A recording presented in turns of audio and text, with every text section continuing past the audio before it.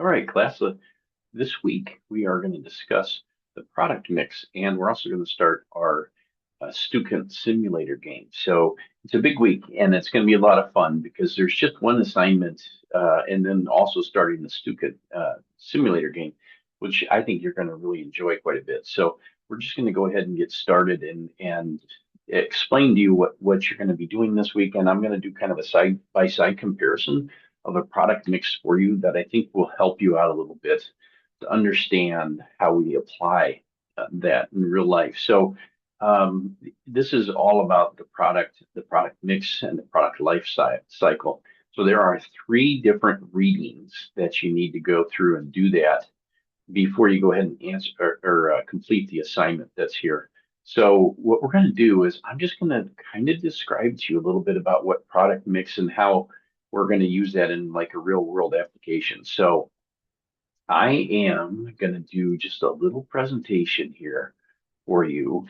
Um, and it's going to be pretty cool. So um, I'm going to compare the product lifestyle of or life cycle, sorry, of GarageBall and Train Company. So GarageBall is my own company. It's a baseball batting cage business. It's located up on Bryce Prairie.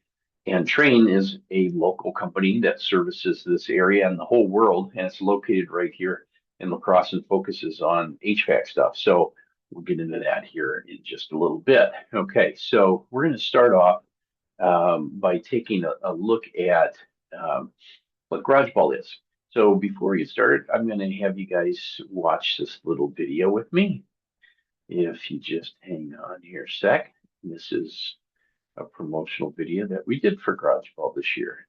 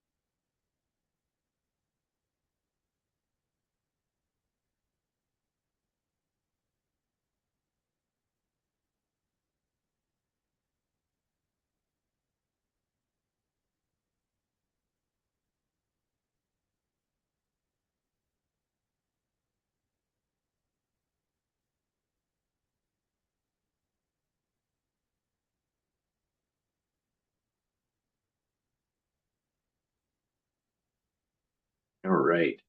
So that is um, just a little bit about our business, right? So our product width is, how much products do we have? How many different categories do we offer up? And so we offer up services and batting cages, like you can rent it. We do private lessons, clinics, team rentals, and birthday parties. Um, so, are there tiered offerings there? So how much length is there to the product? Each product features multiple options, such as a tiered membership and different lesson formats. So, for example, those lesson formats are one-on-one, and then you can do group lessons or team lessons or whatever. What about product depth and customization?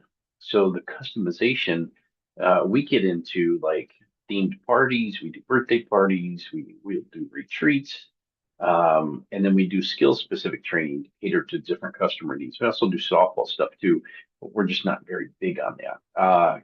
As far as our product consistency goes, everything is kind of baseball and batting cage focused. So that's where we're targeting our attention at. That's where our customers come from, and it's very specific to that. Okay, so in contrast, Training is a huge company that's been around for a very, very, very long time, and they offer up. Let's see, sorry, got to go back to that. They offer up a broad range of products in the HVAC system. So they do air conditioning units and heaters and all kinds of different stuff. Um, in essence, everything that Train does, right, it's really has a lot more products than a small company like GarageBall does. They have much more depth to it. in each product line, they're going to offer a lot more depth in each product line. There will be entry level air conditioning units, different sizes for commercial versus residential, and then their focus is definitely on brand, right? So this is just kind of a little side by side comparison.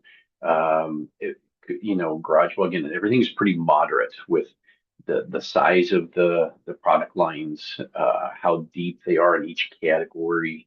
Um, we ours are consistent. It's very tailored to our customers, right?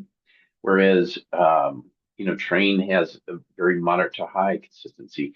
They have a unified purpose in everything that they do. It's kind of focused on building the best HVAC systems possible. So um, we'll kind of move on here. Okay, so the importance of the product mix. For GarageBall, our focus is that we have the services to meet all of our customers' needs, right? So we have found that there are things that people like. People like to go there by themselves and use the cage. So we offer cage rentals, right? The other thing is, not a lot of people understand baseball. We have some very solid coaches, and parents like to have someone else coach their kids. And so we offer that up as a great way to start or to really on the expert level. We have start coaches that are great for very young athletes, and we have coaches that have professional playing experience that can really help those elite athletes that are trying to get quite a bit better. Um, we, because of that, we're not offering services really outside of our brand identity. We really focus on what we do and what we do well. We're not going to get into different areas that we can't be successful at and make money from. So we are very specific on how we utilize our space, how we utilize our staff, and how we do our schedule. Okay.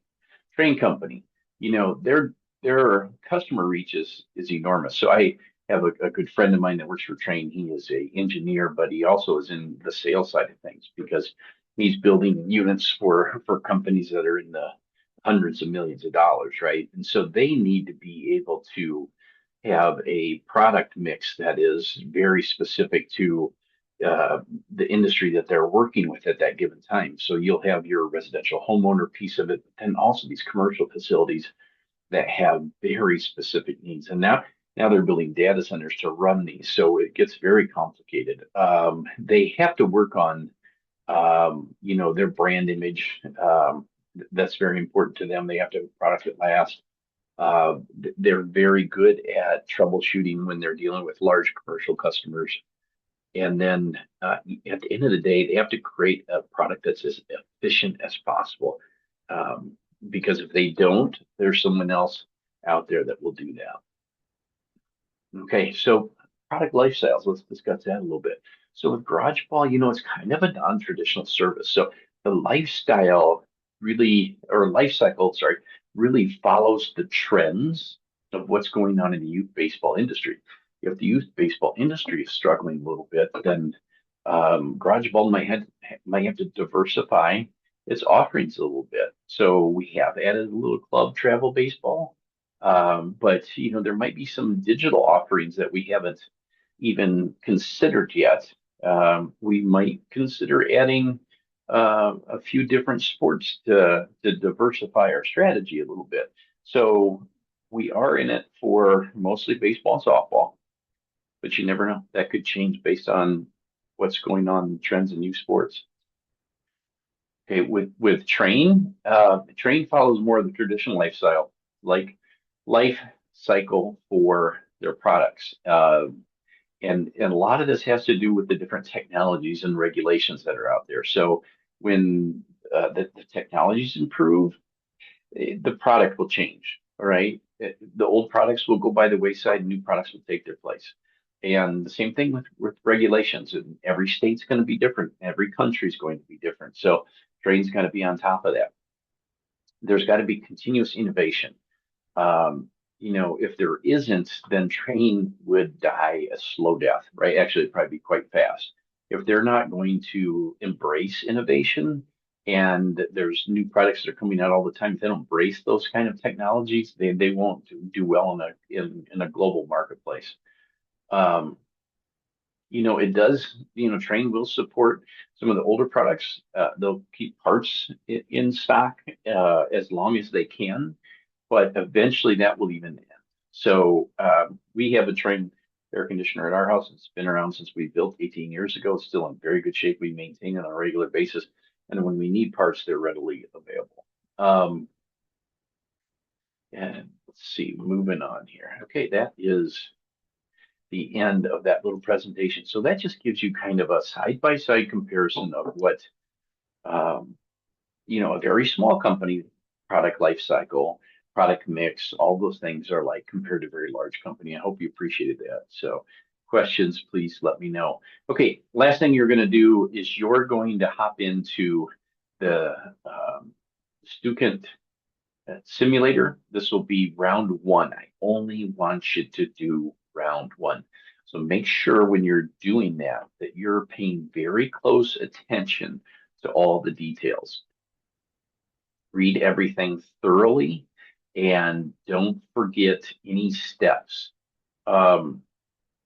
If you have not already signed up, here is your link. It's in week 3. And you need to pay for that. It's part of your textbook course or cost for this class, $49. You should not pay more than $49. And you can do that in week 3. So make sure you go ahead and get started on that and get in touch with me if you have any questions. This is a fun week. This is when we really get to start applying some of the things we've learned in class to actual practice. So I hope you really enjoy it.